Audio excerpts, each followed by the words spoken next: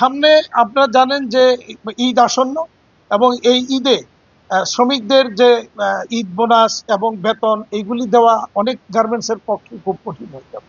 তো আমরা বাংলাদেশ ব্যাংকে একটা অনুরোধ করেছি, দুইটা অনুরোধ পাঠিয়েছি। একটা হচ্ছে যে আমাদের যে ইনসেন্টিভের যে টাকাটা বাংলাদেশ ব্যাংকের কাছে পাওনা আছে সেই টাকাটা আমাদেরকে ঈদের আগে অবশ্যই যেন ছাড় দেন। দ্বিতীয়ত হচ্ছে আমরা একটা সফট লোনের কথা বলেছি।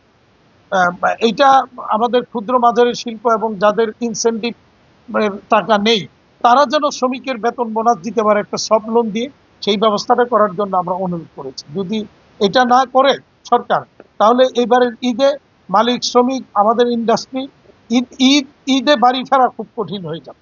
প্রথমেই তাকে অভিনন্দন অ্যাডভোকেট সাখাওয়াতকে, যে সিটি কর্পোরেশন প্রশাসক হিসেবে সরকার তাকে যোগ্য মনে করেছে, এই জন্য তাকে অভিনন্দন, সরকারকেও ধন্যবাদ। আর পাশাপাশি যেটা আমরা মনে করি যে প্রায়োরিটি প্রথমেই হলো যানজট নিরসন করা, এইটা একটা অতি জরুরি কাজ।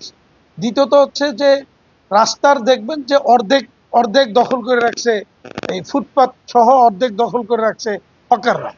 এইটাকে একটা পার্মানেন্ট সলিউশনের দিকে সিটি কর্পোরেশন এবং জেলা প্রশাসন সহ মিলে এটাকে করতে হবে। কারণ এই রাস্তা অর্ধেক দখল করে রাখার ফলে নারায়ণগঞ্জের জনগণ অস্বস্তিতে আছে, কেউ যাতায়াত করতে পারছে না সময় মতো ঠিক মতো।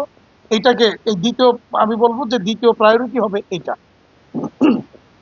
তৃতীয়ত হচ্ছে যে আমাদের যে শহরের যে পয় নিষ্কাশন বা এই রাস্তাঘাটের মেরামত, ড্রেনেজের যে কাজকর্ম, এই যেভাবে স্লো গতিতে চলছে, এইটা এই যানজট এবং ভোগান্তির আরেকটা কারণ। এই জায়গাগুলিকে আমি বলবো যে এই প্রায়োরিটি বেসিসে এই কাজগুলি যেন করে। এরপরে দীর্ঘ পরিকল্পনা, যেটা দীর্ঘমেয়াদী পরিকল্পনা, অনেক কিছু আছে শহরের উন্নয়ন কিভাবে হবে, সেই ব্যাপারে আমি মনে করি সিটি কর্পোরেশনের যিনি নতুন দায়িত্ব নিলেন তিনি এবং জেলা প্রশাসন সহ নারায়ণগঞ্জের বিভিন্ন বিশিষ্ট ব্যক্তিবর্গ, গণ্যমান্য ব্যক্তি সহ বসে একটা সম্মিলিত পরিকল্পিত উদ্যোগ নেওয়া দরকার এবং প্রত্যেককে এখানে সহযোগিতায় এগিয়ে আসার জন্য আমি অনুরোধ করব। ব্যবসায়ী, চাকরিজীবী, বিভিন্ন পেশাজীবী সবাই যেন সিটি কর্পোরেশনের নতুন প্রশাসককে এই ব্যাপারে সহযোগিতা করে, সেইটা আহ্বান জানানো।